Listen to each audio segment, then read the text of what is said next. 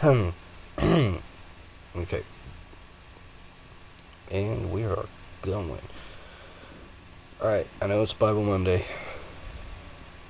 And we're not exactly looking at the Bible in front of us. I know. Okay. I get that. I understand that. But, and there's a reason for this but. One, I'm laying down because I feel like it. I run this channel. I can do as I want. I'm an adult. Two, this has to do with the Bible. We are going to be going over the Didache today, which is not an apocrypha, so it isn't like, for my Protestants watching, no, this isn't part of the whole Deuterocanon. This is actually older. This was written, there's not like a full agreement, but the big agreement on it so far is that this was written around AD 65, when all the apostles were still alive. And it was written by St. James the Just, who was the, one, cousin of Jesus, and two, the bishop of the church in Jerusalem. So at this point, Peter would have already been over in Rome and all that fun stuff, and, yada, yada, yada. He would have been the bishop in Rome. He wouldn't have been in prison yet. He would have still been going to the churches and stuff. So, the official title of this thing is The Lord through the 12 Apostles to the Nations. And you're going to hear a lot of Matthew's Gospel in this. And that's because, again, this is essentially taking all of Jesus' teachings and condensing it down. So, taking the Sermon on the Mountain and condensing it down. This is essentially the first ever catechism. They would have done stuff with this when people who were pagans were coming in and the Gentiles were coming into the church, so non-Jewish people who didn't have the understandings of this stuff that the Jews did have. Now, before everyone starts freaking out, oh my gosh, this isn't part of the Bible. It's not mentioned in the Bible. It is. It's mentioned in the book of Acts. And then several times throughout history. This wasn't like the book of Enoch, where it was like, oh, hey, look, it just magically appeared. Scholars knew about this. No one could find a copy of it. And when they finally found a copy of it, I think it was like in the 1800s, they found a copy written in Latin, and then they found several other copies, both in Latin and Greek, and they were able to fully put together the entire Didache, which is impressive to do. And then they dated it, and they dated it again, and they dated it again, and, they've been able to give a definite between 65 AD and I think they said 80 AD, with more leaning towards 65 AD because of the fact it does not mention the destruction of the temple in it. So, this is 16 chapters. We're going to read through this. If you want to read it yourself, you can go to newadvent.org, which is clearly what I am on, and that's where you can read it at.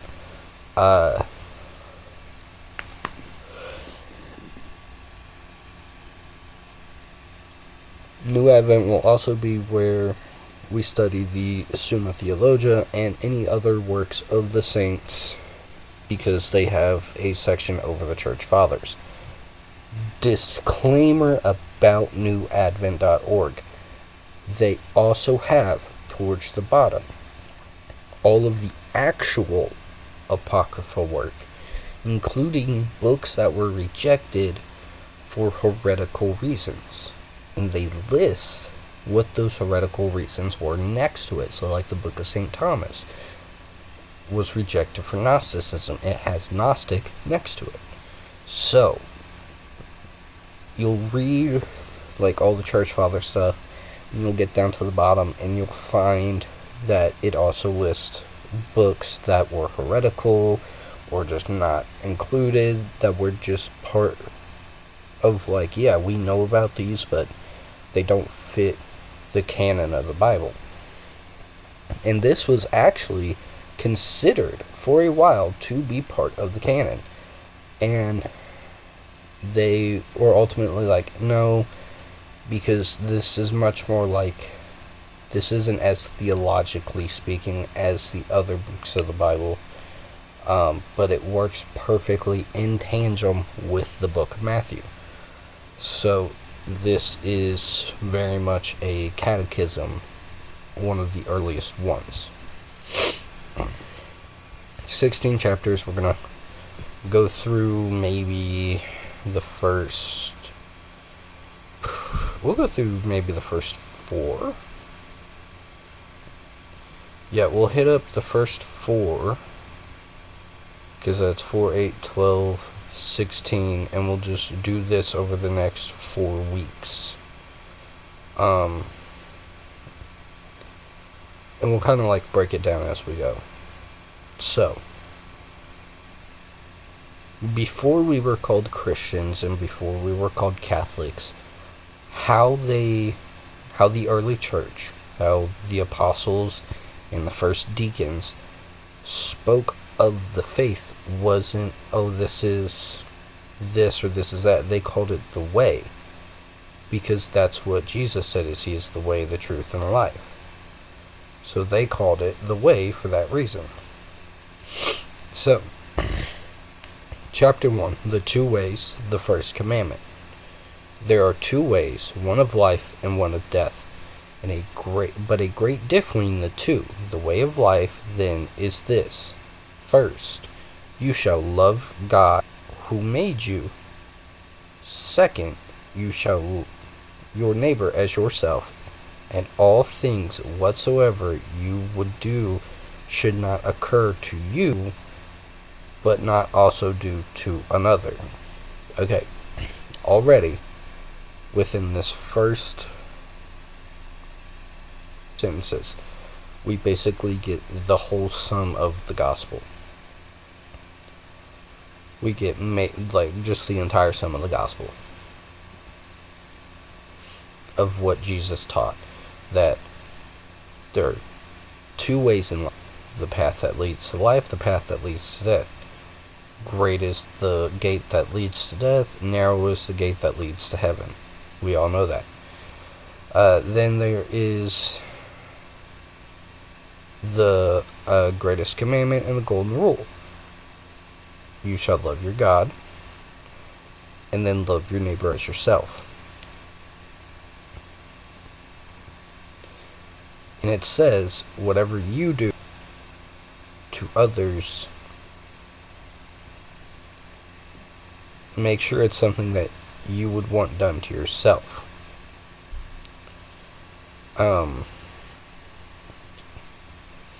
Now, that basically like knocks out a huge chunk of the gospel teachings. And of these sayings, the teaching is this: bless those who curse you, and pray for your enemies, and fast for those who persecute you. For what reward is there if you love those who love you? Do not also the Gentiles do the same? So right there, we have both Matthew and Luke's gospel. Matthew's gospel doesn't say the Gentiles, if I remember correctly. Matthew's gospel says the pagans, whereas Luke's says the Gentiles. Matthew was writing to the Jews, Luke was writing to the Gentiles. So a lot of stuff, when you go reading through like the Sermon on the Mount in Matthew, has a lot of heavy hitters for the law, whereas when you read it in Luke, it kind of like gives the more general rounded rules, because the Gentiles didn't have the law. They wouldn't understand it. But love those who hate you, and you shall not have an enemy. Abstain from the fleshly and worldly lust. If someone gives you a blow upon your right cheek, turn to him the other also, and you shall be perfect. If someone impresses you for 1 mile, go with him 2. If someone takes away your cloak, give him also your coat. If someone takes from you what is yours, ask it not back, for indeed you are not able. Give to everyone that asks you, and ask it not back, for the Father wills that it should all be given of our own blessings. Happy is he that gives according to the commandment, for he is guiltless. Woe to him that receives, for if when having need receives, he is guiltless. But he that receives not having need shall pay the penalty. Why he received, and for what, and what coming into stratus, he shall be examined concerning the things which he has done, and he shall not escape thence until he has paid back the last farthing. But also now concerning this, it has been said, let your alms sweat in your hand, know to whom you should give. So, that all basically took out from, I want to say, like, the middle part of the Sermon on the Mount. So that is essentially just like looking at Matthew's recount of the Sermon on the Mount. We are taking after the Beatitudes. A little hint of the Beatitudes are in there. You know, we see a little bit of the blessed. So going right after the Beatitudes and right after the salt and light of the earth, we're down in where like the commandments are being expounded upon. We're basically taking from that and going up until the Lord's Prayer. That whole section is where the law and the commandments are being expounded upon, and Christ is being like, these are the teachings. So, with that in mind, this essentially covers the huge portion of what Christ preached, all wrapped in one chapter. And you know what? We'll do one chapter at a time. We'll cover this over the next 16 weeks, because this video is like really laggy because of how this website acts. Because as you can tell, there's constantly changing ads. So we will hit chapter 2 next week. I will be doing a special video tomorrow for Ash Wednesday. It will be posted tomorrow, but it will be going over Ash Wednesday.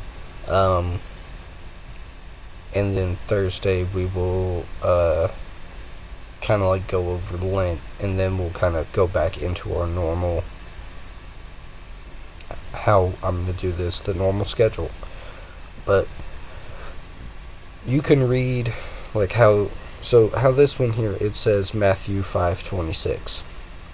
You can essentially go to Matthew 5 and read through where all of these are and get that good understanding. Like I said, this is supposed to be read in tandem with Matthew. Read it with the book of Matthew, and you'll do really good, because you'll see, hey, this comes from here. I can see where all of this is just a very condensed version of the gospel, which, given someone given to someone who knows nothing about the gospel, and they read this, they'll be like, okay, cool. And then they go and they hear the gospel, or they read the gospel themselves, they're like, hey, this comes from here. They'll have that connect. So definitely read the Gospel of Matthew with it. But we will, in that one here, these will be kind of short versus long videos, because as you can see, some of these are a little longer. Some of these, like chapter 6 is super short. But yeah, we'll break these down one at a time over the next 16 weeks. And then we'll move back into Bible Monday being Bible Monday. This was just kind of a precursor, in a sense, because this gives us what we need to know moving into the Bible. Especially for anyone who has never heard the gospel before. This basically covers it right here. But yeah, I hope you guys enjoyed the video, and I will see you all next time. If I can remember how to end this.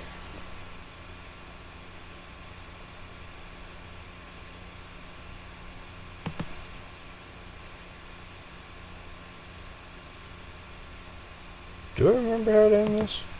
I mean, I gotta edit it anyways. Ah, there it is. That's not it.